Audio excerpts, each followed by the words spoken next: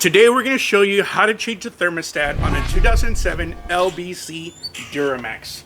And I'm here with my friend Hunter, and this is his truck. And what happened, man? So, like 2 weeks ago, well, of course, 4 weeks ago, I guess, my other truck, the 7.3 Power Stroke, was stolen, so I had to get a new truck. And we drove all the way to North Carolina, and I drove this truck across the road, and the check engine light comes on.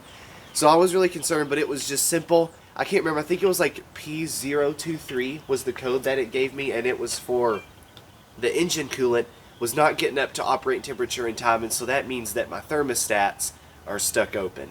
And so that's what we got to get in there and replace. Yeah, so he ordered the replacement parts from the dealership, right? It's genuine parts? I ordered it off Amazon, but I did go with AC Delco, which is what GM uses for their trucks. And we have them right here. So we're gonna help you guys be able to change it in 7 simple steps.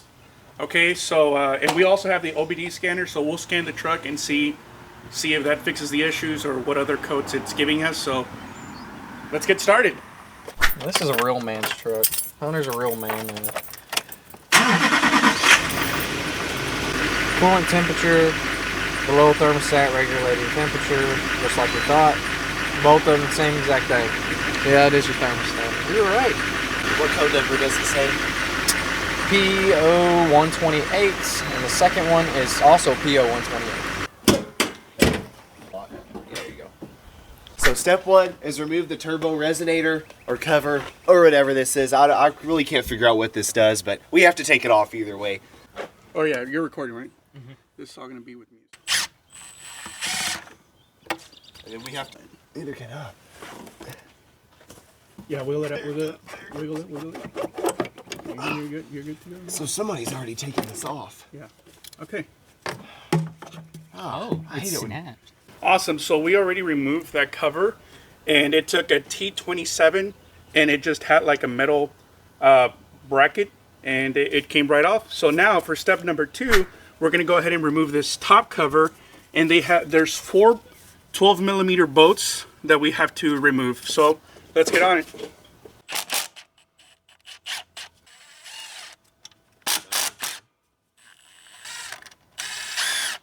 No. I got a good angle right here. Twist it out. Is it still connected to? Yeah, it still is. There it goes. And all right, guys. So we removed the top bracket. It was just 4 bolts, and just so you know, there's 2 long bolts that go in the front. The short one goes in the back and right here. They're both the same.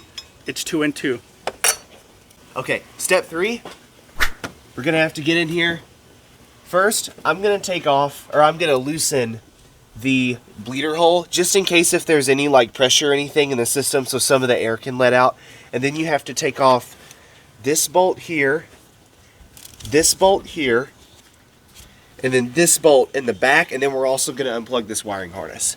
The wiring harness is right there. Let me Yep. just show them. Wiring harness right there. And then how many bolts were there? 1, 2, And 3 3. right there. Yes. And make then the bleeder hole. Yes, and the truck is cold. We left it overnight. We didn't start it.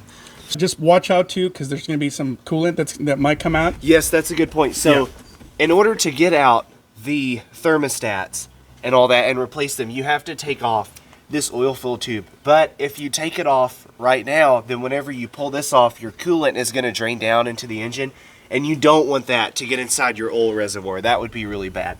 So leave this on there, pop the seal on this and get it out. Let all that coolant come out, and then take this off and stuff a rag in there just in case. That's fine. That's awesome. I need to get me one of those then. All right. Is it the other way? So you see that? You're You getting can see the power steering fluid everywhere. That seal's not wanting to come off. There's that coolant. There we go. Okay. Is that bucket? Move the bucket this way. We should have got a pan. I know. Bro, it's Deck's cool. he has. Alright, so we just did like all the steps that we said that we were going to do. The only thing that we added in is we took off this bolt right here, because now that we got off the cover, we didn't have a lot of wiggle room. So with this off, it gave us more wiggle room. And then we disconnected both the batteries because we were messing with all these electrical components, and we unplugged this right here and moved it to the side just so that we had some more room to work. So for step number 4, we're going to be removing this oil tube filler, but you have to be very careful though, because you don't want any of the coolant to go down inside of your engine. So what we're going to do is we're going to grab some rags, and we're going to put them in here a little bit so that we're able to take out more of the coolant so none spills over. Carefully remove the tube, and then put some rags in there so nothing goes inside. I know you can't see, so none of it goes in there. Right there, we're good. Awesome. Oh, see that? Just pop off. I was thinking maybe we could just put a rag in. All right, so step 5 is we have to replace the thermostats, and there's really no sure, easy way these are going to come out. We're just going to have to kind of lift it up and finagle those out of there somehow. But mainly what you want to notice when we take these out, this one has 2 holes in it, and you can see the other side, it has the 2. So this one is going to face the back and go in the back. This one, that does not have the holes or anything, is going to go in the front. And so just don't forget that.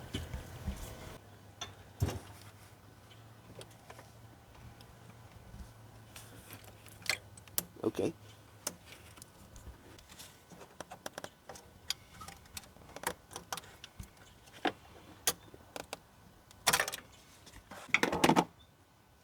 So you can see it's stuck open. Yeah.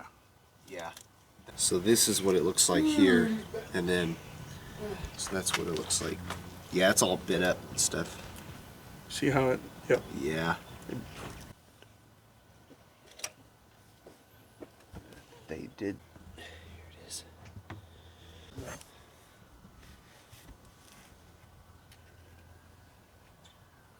Yeah. Looks like. All right, guys, so we replaced the thermostats. Now for step number 6, let's go ahead and put everything back together in the reverse order that we did it. All right, guys, so we ran into a catastrophe. The housing broke, and we're just gonna have to add another step now. Yeah. But it's okay, it happens. Because like we pulled out. Yeah, go ahead. Oh, Look sorry. what happened. We pulled out the old one, and you see this like rubber ring, like it'll come off or whatever. But whenever we pulled out the old one, it was already on there. So we pulled out the new one, and it was like this, and I didn't even think about it. So this O-ring was still in here. So whenever we tried to tighten it down, there was too much pressure, and then it cracked it. Exactly. And that's what happened. So the good thing is that we were able to get this part from the auto parts store, and it's gonna get here in like 3 hours. So for now, we're just gonna take a break, and we'll come back and we'll replace it, and it'll be back on track. All right.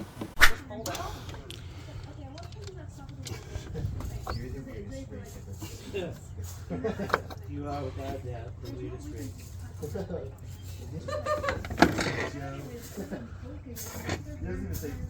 Oh my God.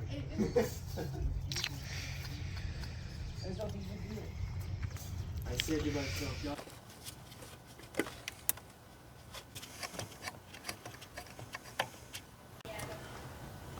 There's water coming out. The tape.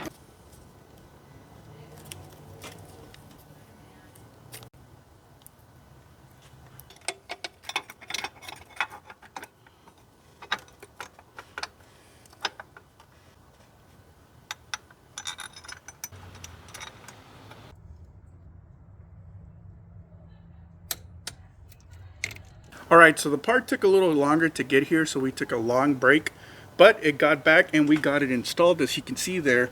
Now, for step number 7, all we have to do now is bleed the system. So what we're gonna do is we left this little bolt undone right here, and then all we have to do is put some coolant through the reservoir until it overfills. Make sure you don't put too much, make sure it goes slowly so it doesn't drip all over. Okay. Hold on. Keep going. More. A little more. You recording? Yep. A little bit more. Right there. It's right at the top. Sweet. Ready? Yep.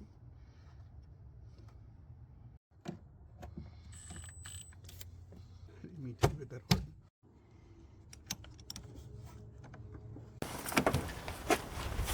All right, guys, so we put everything back together. We filled the coolant to the level that it was supposed to, and we went ahead and bleed the system, the thermostat. So now let's go ahead and turn it on and see if it heats up to operating temperatures. All right, guys, so we were able to get it done. We changed the thermostat on the truck, and we replaced the part that needed to be replaced as well, and the truck is running fabulous. It's running really good. So what do you say, Hunter? It's doing great. The miles per gallon was at like 13 and a half, and then now it's at 16 and a half, and we took it all the way to Alabama and back. No check engine light, so it's all good. So anyway, I hope this video was really helpful for you guys. We were able to get it done, and please make sure you like the video. Make sure you subscribe, follow along if you want to see more content like this. Thank you.